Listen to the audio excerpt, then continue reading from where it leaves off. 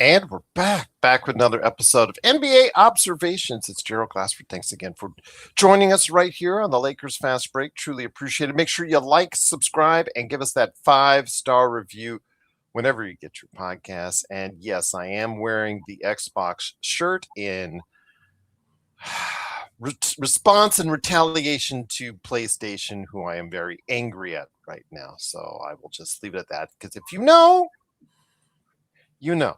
And I'll leave it at that. But here today with me to discuss what's gone on with the Utah Jazz and the Los Angeles Lakers, because they had a agreement in place as far as the trade that I know that he wants to talk about. Plus, we haven't had a chance to catch up since the draft, because he was busy draft night, because he had his team that he covers had the number 2 pick, and Darren Peterson, who will be, I think, debuting here in the not too distant future. So go ahead and make sure you catch what he's doing today at the J Notes. It is, of course, my good friend, Matt John. Matt, I want to thank you first off for coming on our live show. If I didn't thank you before, I wanted to make sure I got you covered on that, because it was great for you to take the time out of your busy schedule to go ahead and do just that. It's been a great time in the NBA so far, my friend.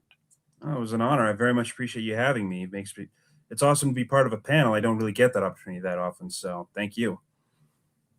Absolutely. No, it's great to have you on it. And again, I look forward to many more that we can go ahead and do down the road. I don't know how many arguments we're going to have as far as it's concerned, but at least we'll be able to go ahead and have a good lot panel shows right now with what's going on in the West. And a major shift might have gone on in the West in recent days, because with the drafting of Darren Peterson, plugging up one of the major holes for your team that you cover in the Utah Jazz. Plus, don't forget as well, your team that you originally supported, Boston, we are going to talk about as well, because I know there's a little bit of activity there as well. Oh, boy. Indeed.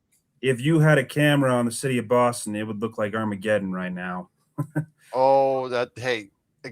Can't be any worse than Dallas after the Luka trade. I'll just leave it at that. Definitely not. No, I don't think it's as bad as everyone's making it out to be, but I'm sure we'll get into that in due time. Oh yeah, we'll get into that indeed. But I want to first cover your draft, because we couldn't catch up because you were covering for your outlet, the J Notes. You were extremely busy that night, obviously, rightly so, with what's going on with Darren Peterson. So if you had chalk, the first 8 picks were essentially chalk, going down as expected, or as what most mock drafts had expected. It was interesting to see the smokescreen and some analysts leading into that draft. Maybe they should go this way, or Boozer is analytically the number 1 pick, or let's pick Peterson, he's going to be the number 1 pick, exactly whatnot. And yeah, again, it all fell right into place. And I think it's for the better. I've told you from the beginning, I thought that Darren Peterson plugged a huge gaping hole in what you guys may need as far as shooting, creation, and a potential star at the number 2. Your thoughts about getting Darren Peterson now that you have him on the Utah Jazz? Well, I predicted DeBonsa, and I think gun to their head, if they had the number 1 pick, they would have picked him. But I don't think anyone's upset about this at all. I think you kind of nailed it on the head about Peterson. He is an excellent pick. He has the ceiling to be an elite guard in this league. He definitely has his eccentricities, but so did Ace Bailey, and that didn't stop the Jazz. So I appreciate the fact that they threw caution to the wind and they took him anyway. What I'm most excited about with Peterson, if I for the Jazz, is that with him and Keontae George, that could pan out to being perhaps the best Jazz backcourt ever. I wrote about it last week that, when you look at the Jazz's history, they've had excellent guards throughout their franchise history, but they've never had 2 potential all-star guards at the same time. The best backcourt duo they've ever had is John Stockton and Jeff Hornacek. And funny enough, I think the second one was probably Stockton and Jeff Malone. but Stockton and Hornacek worked much better together than Stockton and Malone did because Malone would shoot first. But anyway, and Malone was a perfectly fine player. Hornacek fit better next to Stockton, but he was aging, he was declining. The Jazz get one guard who proved last season he has the upside of a potential star. And the other, even if, there are definitely going to be questions about his character after what happened with Kansas and, his antics before the draft, like canceling his workout with the Jazz. Like Peterson, there's so much to like about that. And so the fact that the Jazz have two guys who could very well be, I won't say starting in all-star games, but could definitely be on the Western Conference All-Star roster for the next several years. Not right away, but in the near future. There's just so much to like about both Peterson from a talent perspective and what he will do for Utah in the long term. Even best of all, they're not going to depend on him right away. They're going to be like, no, we'll just ease you in while we depend on Keontae and Lauri Markkanen. We are more than happy to just have you get your feet wet. They're not going to throw him to the wolves right away, despite the fact that they are going to aim for the playoffs. But I think it's a perfect situation for all sides. And best of all, I think Peterson's more than aware of this. It seems like he's ready to go. He's very excited about this. Like he's ready to go. And again, I think you guys have the guy that has the highest floor and possibly the highest ceiling as far as that's concerned, Matt. And I really think that of the players in the top 5, I think that he has the best chance for breaking out per se, as far as I'm not talking about an all-star level as far as it's concerned, getting an all-star here or there. I'm talking about a real star / super.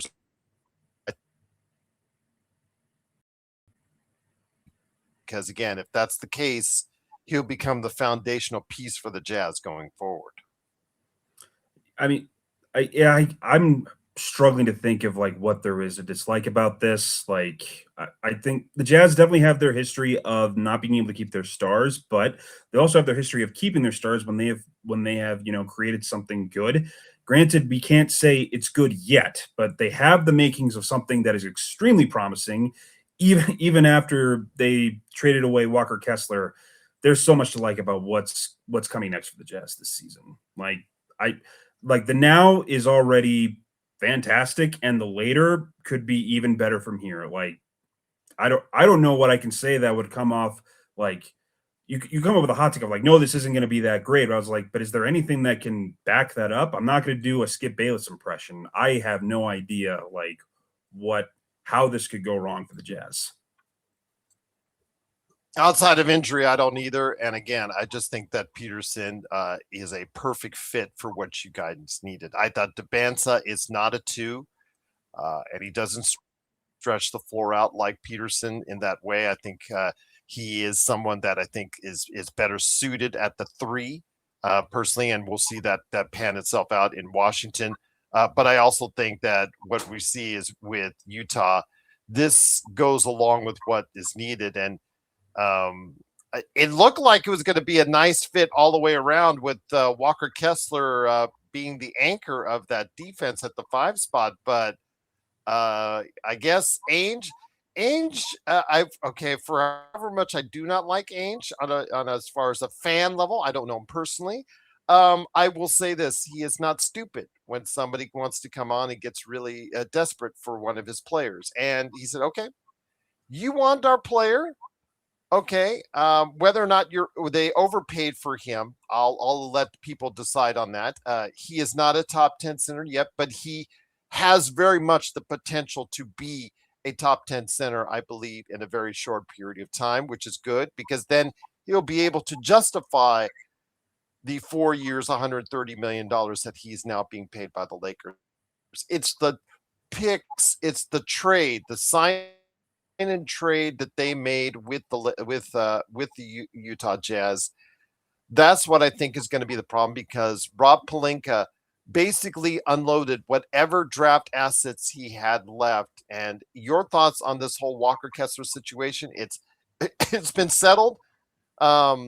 You guys got Jackson Hayes in the return on that as well. So, you guys got our one of our few bench players who actually had a really productive season last year in the return on that, and it wasn't part of the trade, mind you, but he signed as a free agent. But your thoughts on this whole Walker Kessler situation, how it played itself out? Because again, so many differing opinions on that when it comes to Lakers fans and Laker analysts alike. I don't. I like the fact that we got him on the team as a basis for the future, but what the price we paid and the fact that we now do not have any control over our next 7 drafts, that's something where okay, Rob put all of his chips in to the table, and he thinks he's got a winning hand, and I'm just not there. No, I'm just not there with him on that yet. Well, here's the upside is that uh, you know, I'll just say this: the Jazz got more out of Kessler than the Mavericks got out of Luca. So, like, be thankful for that that you had the opportunity to get both of them. I'm trying to Or think. for Jaylen Brown, for that matter. Well, that too. Like, not disagreeing with that.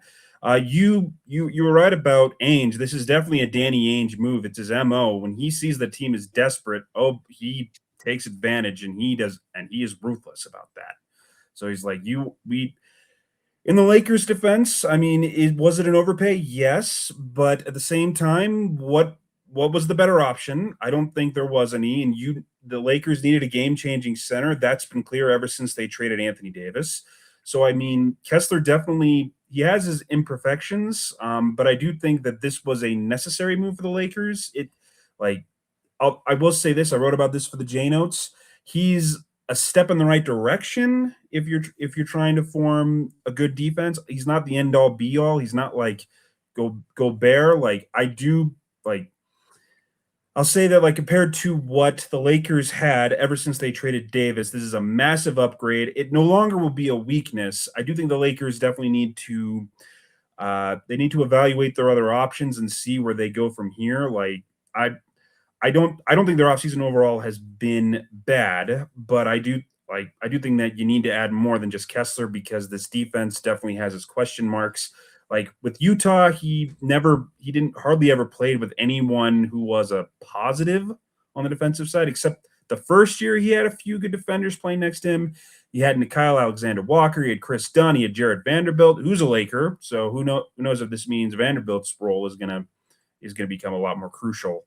But yeah, I do think he's a start. And I don't disagree. I agree with with the rationale for why the Lakers did this. And I do think that I just hope that they don't go into the season thinking okay, Kessler, that's all we need. We just have to go with him and we'll be fine. You definitely need more than that.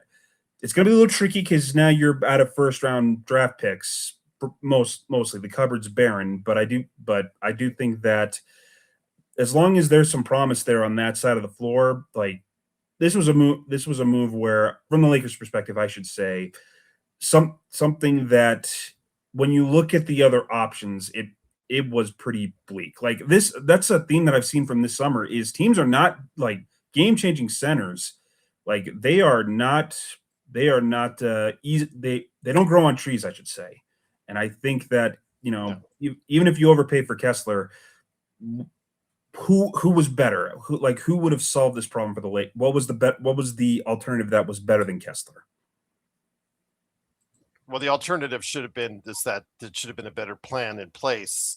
You had over a year to really solve this problem, dating back to last summer, and you're going cheap on DeAndre Ayton to see if you could get something out of that. And Rob Pelinka got burned on it. Rob Pelinka got burned because he decided to go cheap last summer, didn't prepare himself to build a better team around Luka sooner. And the fact is he had to pay for it with overpays on Austin Reeves. He had to pay for an overpay up front on Walker Kessler. We'll see how that pans itself out. But an overpay on bringing guys, reserve guys that have shown some promise, younger guys that hopefully will be able to light up the scoreboard, but defensively is very questionable. But also being able to, in fact, you overpaid you on almost every one of them. You might have paid a little bit too much on Mamu, on Quentin Grimes. on even Colin Sexton. And the thing is, if that was your bench, Matt, I would be really happy. But the problem is you're going to have to start two of those guys at your forward spots. And you now don't have a quality starting small forward and a power forward. And that's what irks me right now, is that the preparations could have been done well in advance by Rob Pelinka, but he went cheap last summer and it's now biting him in the butt. And that is the problem I have, because again, his talent evaluation and his planning is poor, and he's had to pay the price for it. And so what you saw yesterday was actions from a desperate man who's starting to feel some heat. He's got 15 brand new vice presidents all around him, or however many new vice presidents he has around him. They're all watching him, and this was his do or die deal. And as far as yesterday is concerned, so we'll see. But he is now essentially tapped out as far as assets and things that he can move. And now we've come to the choice where people are talking about waiving and stretching Jared Vanderbilt. Oh, great.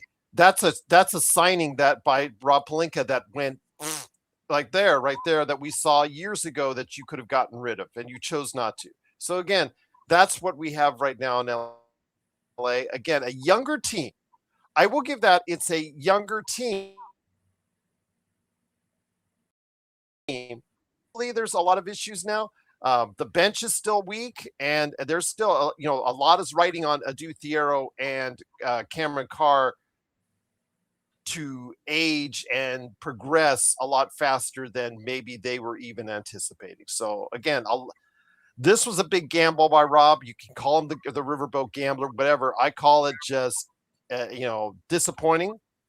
But I don't see the Lakers with this nucleus, unless they add to it with something substantial, being able to compete in the upper arc of the West.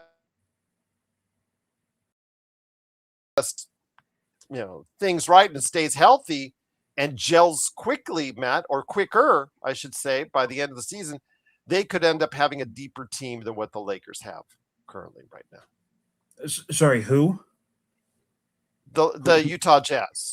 Okay. Utah Jazz could be deeper by the end of the season, and a better matchup for teams in the playoffs than what the Lakers have right now. I mean, I would say the way that Pelinka has managed his assets has been pretty poor. And I do think that it seems to me the Lakers fans are kind of just like, the offer that the Rockets gave Smart, you could match that. Like, that was a pretty team friendly deal. Of course, maybe Smart wanted to reunite with Ime Udoka. I don't know. But they definitely have a mountain to climb. I mean, luckily they have Luka, they have Reeves, they have Kessler, and Kessler. When everyone looks at him, they think defense, and that is definitely what he brings. He also brings offensive rebounding. He showed promise with his 3-point shot before he went down. Kessler, I think he peaks as kind of a Derek White type player of he's not necessarily a star, but he does change a lot as long as he's healthy. And I do think that he does have a chip on his shoulder, because Utah basically trading the Lakers was them saying, we didn't really pull out all the stops to keep you. So I'm operating with a glass half full mentality. But I do think that it's definitely not perfect. And I do think there's a lot more, there's definitely some questions about this roster. I don't necessarily feel great about it either. But I'll say this, I do think Kessler was the kind of desperation move they kind of had to make, compared to with LeBron leaving, the Lakers had to do something. And I do think that Kessler, he doesn't necessarily vault them back to contention, but I do think that there at least is some. I do think that they'd have a whole lot less hope right now if they didn't get him, more than anything. So at least Pelinka is being proactive about this, as opposed to biding his time, waiting for something potentially better. Because I do feel like executives have done that and they've come to regret it, because that move just simply never surfaced. Well, he did that last summer, Matt, and again, biding his time bit him right in the behind because so it led to his panic buying per se. I say for the most part. Again, the Kessler move, hopefully again will materialize into a top 10 center in the league, which I think it can, and I think it there's a possibility it will. But the other deals in place again, like you talked about with Marcus Smart, who played such a key role. Marcus Smart played such a key role with the team last year, and he only got a slight raise in his new contract over what he was making last year. Jackson Hayes played well for the team last year, probably his best season as a pro, and no, nothing from the Lakers there. And also as well, Rui Hashimura as well. There's a possibility the Lakers will probably lose him as well after coming off the great postseason that he had shooting wise. So I don't know. I get it, Matt, but we saw the makings, in my opinion, of a desperate man on Wednesday, and I just don't know how this team is going to compete at a high level in the Western Conference, Matt. Yeah, I mean, I'm not going to go out on a limb here and say that they are, because especially because this offseason we've seen Western Conference teams load up for next season. Like, I'm not sure if I agree with a lot of these moves, but yeah, there's definitely going to be more competition. The Jazz are going to be right there with them, even without Kessler. It's definitely tough, and I kind of wish that LeBron wouldn't leave the Lakers necessarily empty-handed. With Kessler, are they still under the cap? Yes, they are. But they only have one veteran minimum left, is what they have, even though they are under the cap. Mm-hmm. So, point I'm getting at is that I'd love to see if LeBron maybe would agree to a sign and trade just so that he wouldn't leave the Lakers empty-handed. Whether if he goes to the Cavaliers, granted, I don't think the Cavaliers can do sign and trades. I think they're above the second tax apron at the moment. That's the only good thing about this, Matt, is that the Lakers are under the aprons right now because of the way they've structured everything. So that's the only saving grace in all this, Matt. So down the road, it will help for flexibility down the road. Yeah. So it's definitely not great. And yeah, I think this is all culminating from Pelinka kind of biding his time, but at least he finally got the guy that everyone knew the Lakers were going to chase, and maybe they paid a little much for him. I should stop talking about Kessler, but anyway, I think that this season I would say glass half full, maybe more cautious optimism. Should be optimistic about the fact that you finally got your Davis replacement, but you do need more two-way. The NBA has emphasized you need more two-way players, and something the Lakers don't really have on their current roster, but that could change. They are the Lakers. They have pulled off miracles before. I mean, granted, Luka Doncic was pretty much handed to them, but I am looking forward to seeing what the Lakers evaluating the roster and seeing what their best move is over the course of this coming season. Once again, it is Matt John. He is a great part of what you can see right now at the J Notes. He covers the Utah Jazz better than anyone out there. So go ahead and check out what he's doing today at the J Notes, part of the fan-sided experience indeed. Well, Utah, again, they are building a nice roster themselves. We'll see what happens with as far as how they're progressing. How do you think they are doing this summer? How do you like what they've done so far? Do you think they're a winner or a loser in this offseason and how it's gone so far? Well, getting Peterson, keeping their pick in general is obviously just a massive win for them, and getting the number 2 pick is obviously just gravy for them. I feel like Jazz fans are happy with how they handled the Walker Kessler situation, but they're still kind of so what do we do now? Do we because Kessler really, I stand by what I said earlier in that he was one of their most irreplaceable players. So I think everyone's happy to have Yusuf Nurkic come back, he was under the radar awesome in Utah between his passing from the high post. Like he still is good at using his mass. Like when everyone kind of thought what a waste of a roster spot, he kind of proved that notion wrong. So I think that the Jazz are for the most part, they're pretty ecstatic. Now the next part is, are they going to keep those Lakers picks or are they going to trade them? And if they do, are they going to go for a Kessler replacement? For everything that Nurkic is, he's not a rim protector.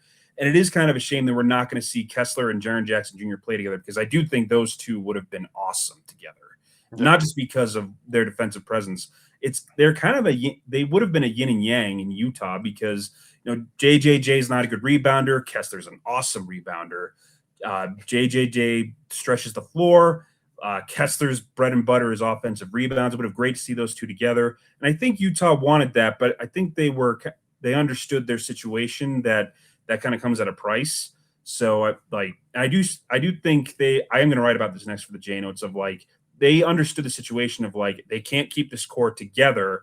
We can pay Kessler, but then we have to pay George, we have to pay Bailey, we have to pay all these guys. Someone's going to have to go. So I think they kind of signaled that guy, we're already taking care of it right away. It's Kessler.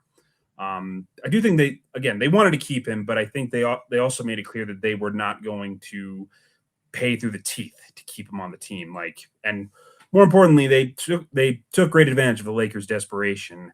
I would say this offseason has been, for the most part, good, but I also think it's incomplete, because I'm looking forward to seeing because they also got a trade exception from the Kessler signing trade that I think is half of the first year of his deal. So I am looking forward to seeing what Utah will do with that. Who knows, but I like what the Jazz have done. I think they would have preferred Kessler stay, but I think they're pretty happy about getting these picks. I think that, depending on who they use those picks on, I am wary of the fact that I do think even if they had kept Kessler, they were going to make more moves anyway. So I am looking forward to seeing what the Jazz do next. The guy that comes to mind for me is not necessarily someone who does everything that Kessler does, but could replace what he does on the court, is someone like Daniel Gafford. I would love that for the Jazz, but I do think that they probably will enter the season with a big man rotation the way it is, and then kind of go from there to see what the best move is with them, to see if Nurkic can handle that starting spot, and see what Jackson Hayes will do as their backup. And Jackson Hayes, he flourishes in a pick and roll lob type of offense. Is that something that's conducive to what Utah can do? Because again, that's how he had his best season overall as a pro, in my opinion, last season, was by the fact that they really focused in when he was in there on running pick and rolls at the top of the key, and then having him rush to the basket and be available for lobs, drawing the defense in or leaving him open to go ahead and do just that. Your thoughts on being able to find ways around that? Because you could also pair him up with Nurkic, just as you can with Triple J. If Triple J sits down, you could put a Jackson Hayes in there to provide rim protection as well. Yeah, I think Hayes definitely makes that front court rotation a little more dynamic, because he's more of an athlete. He's definitely not the rim protector Kessler is, but he definitely progressed with the Lakers. He's a lob threat. I am looking forward to seeing how he'll look next to Keontae George and Darren Pierce. Well, Keontae George, Darren Pearson, but especially Isaiah Collier, who kind of fell through the cracks last year because of how good Keontae George was. I'm looking forward to seeing what Collier will do with Hayes, because I do think the Jazz are also going to see this season who on their bench are the best options for them. So I would say obviously this offseason for the Jazz has been, I would say it's been good. I give it probably around B+, A-, because I do think it was probably in their best interest to keep Kessler, but they still made out pretty well from Kessler from trading him, I should say. And you still have plenty of 7-footers to go around between Markkanen, between Triple J, between Jackson Hayes, who's 6'11", but Yusuf Nurkic, you still have, and Filipowski. So you still have 5 7-footers to go ahead and shuffle around. and being in the same type of atmosphere as Denver, as San Antonio, as OKC, that's plenty of bodies to go ahead and be able to push around and fight with those teams, and plenty of fouls to give as well. Yeah, I'm looking. I think this season's going to be a good litmus test for them, especially since they decided not to keep Kessler. I am looking. I do think that they have constructed a team that is going to give the Spurs fits, which is going to be very key. Like, if I'm not saying they're going to make the NBA Finals, but I do think that the Jazz, they are a uniquely constructed team. Would have been better with Kessler, but even so, they still have two 7-footers who can basically create their own shot. One's a little better at going one-on-one. The other is also one of the league's best defensive big men. So, I mean, there's so much that the Jazz can mix and match. Like last season, you saw the vision with JJJ, even if it was only for 3 games. Like, it's hard to just, I should say, what the Jazz are trying to do. I think it's not hard to tell how this is going to work. How this is going to work out fantastically for them. So with that said, the Utah Jazz look to be more competitive in the Western Conference this upcoming season. Again, if things gel right, I do think that they have a quality lineup that can match and be competitive in the West as well. How competitive, we'll have to wait and see. Obviously, injuries aside, but if Peterson does mature to the point that I think he can, yeah, you might want to have to watch out what's going on in Salt Lake City indeed. But before we head on out, my friend, I wanted to go ahead and discuss with you, of course, what we just mentioned briefly at the beginning, and that was the Jaylen Brown trade. Jaylen Brown, obviously, after being offered in a trade for Giannis or in a trade period, Kevin Durant previously, um, obviously did not like it. His Twitch streams aside. And Boston, I talked about desperation, and I talked about stuff that as far as making rash moves that possibly Rob Pelinka might have done yesterday. I think an even rasher move, and the thing I take, again, as a Lakers fan, I could take solace is that while the Lakers may, in some eyes, may have taken a step back, or may still, with this trio, still need time, and it may not happen quite as quickly as they want for another championship in LA. At least we don't have to worry as much about Boston being able to progress through, because they took, I think, a definite step back yesterday after their trade with Jaylen Brown moving to Philadelphia for Paul George and picks, even though one of the picks has to really convey in some weird fashion in order to be a first round pick. But if it does work out for Boston, it's 2 firsts and I think 2 seconds. Your thoughts on this trade? You said people in Boston are burning things down right now. I don't know if I know they're not happy. I've seen some boards and I know that they're not happy. To the extent what Luka is, I think it's almost there, but not quite. But again, to see the fact that Jaylen Brown went for less than what Kawhi Leonard or Walker Kessler went in trades, it's kind of perplexing from a guy in Brad Stevens who we thought we even had grudging respect for here in LA as far as how he has built his team. Well, I mean, there's so much to unpack with that trade. I'll just say this much: like, I think that this was about not necessarily about saving money, but more about cap flexibility. I think that in this modern NBA, you need like Jason Tatum and Jaylen Brown. Those can be your 2 best players on a championship team.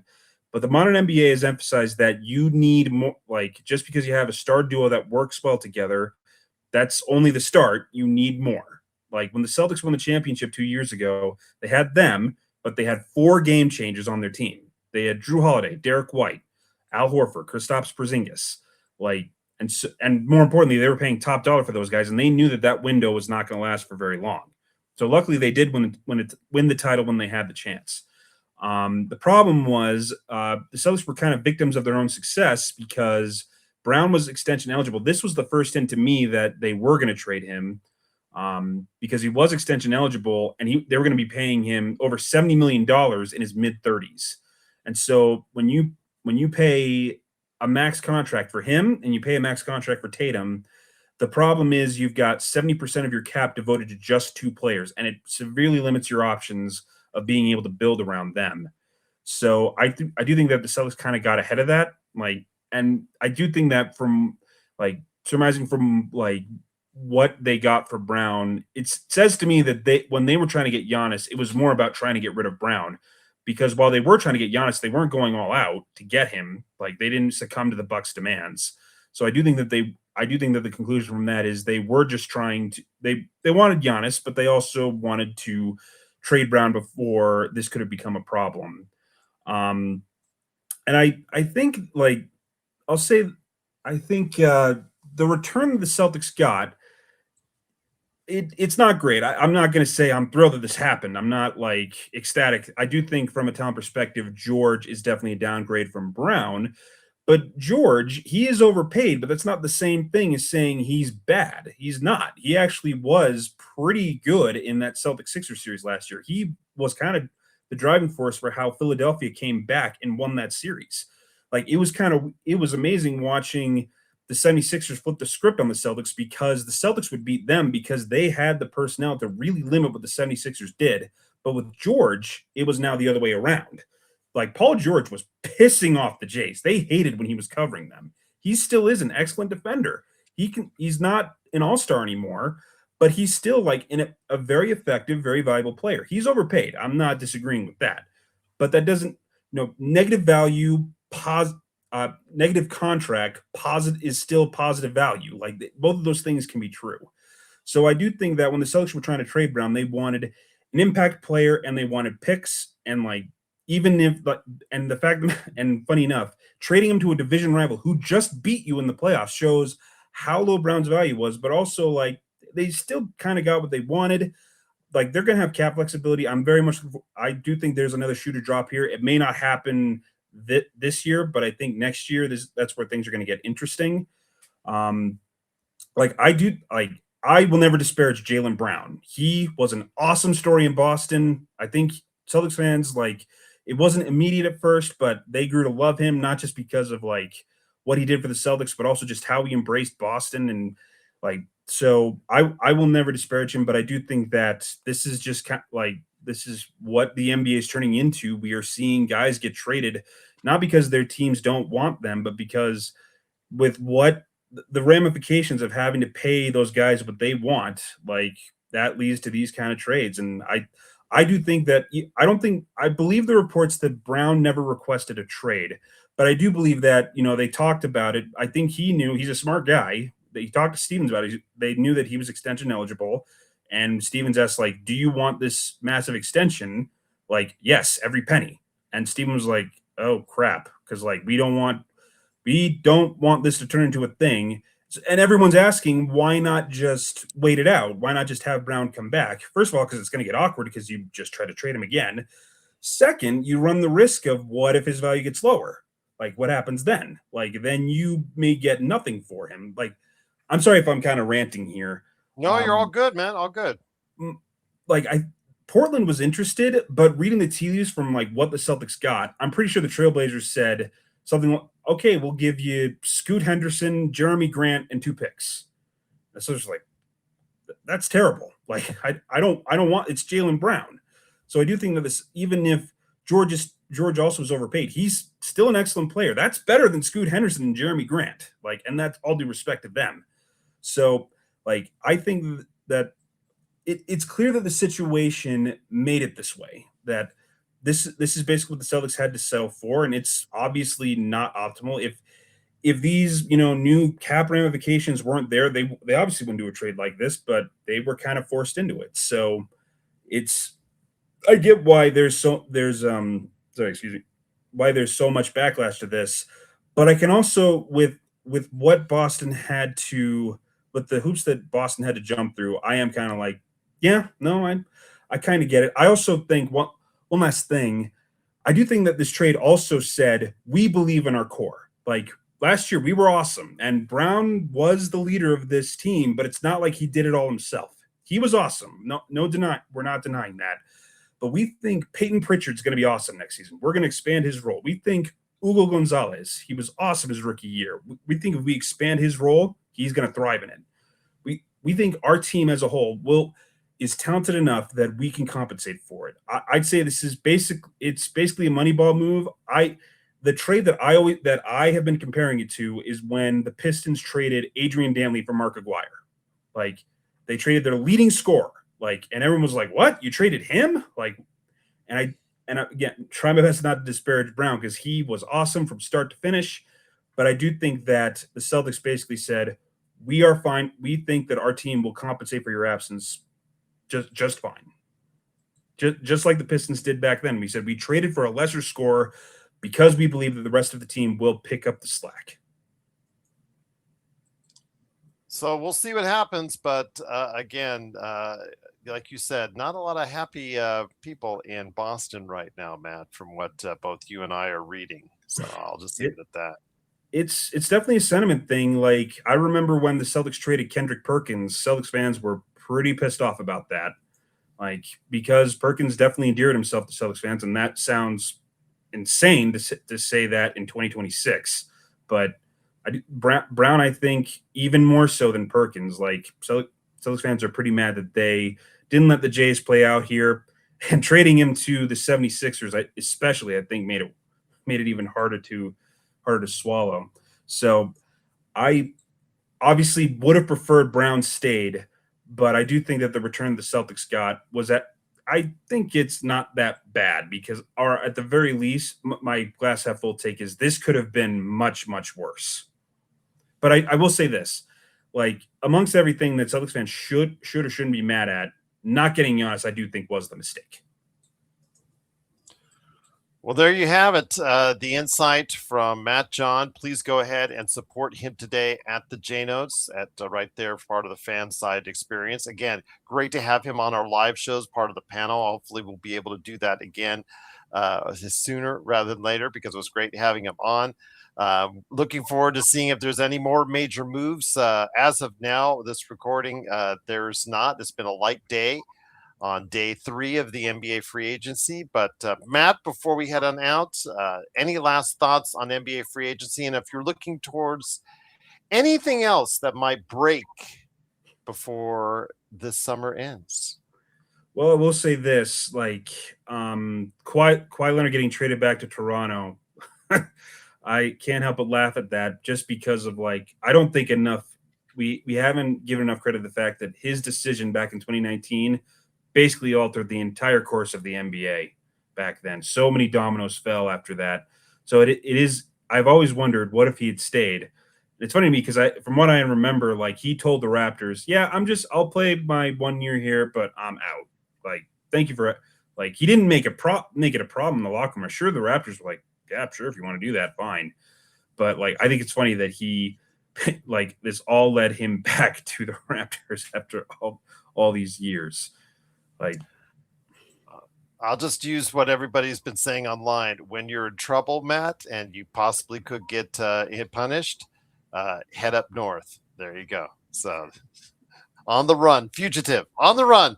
There you go. So, we'll see if he actually does get punished by the league, which he should. Absolutely, for what happened with the aspiration case. But yes, interesting between the timelines of him in Toronto, what happened after he left and what has happened, just before he came back. What went on, what was promised, what was dealt with, what was talked about, what was done behind the scenes. And I know that we're going to probably get a resolution here at some point in time from the league, but we'll see. I think just the fact that they traded him may show that the league is just going to be, not doing much in the way of punishment towards Kawhi Leonard himself. Who knows? Like, I mean, like, the NBA picks and chooses when to punish its players. Like, Jaden Ivey lost his career. I'm not saying it wasn't deserved, but when you compare it to Kawhi Leonard, I'm not saying he necessarily deserved to lose his career either. But I'm kind of like, no, what he did was, like, what Ivey did was say something hateful. What Leonard did was against the rules. Like, so one of those, what can you do kind of situations.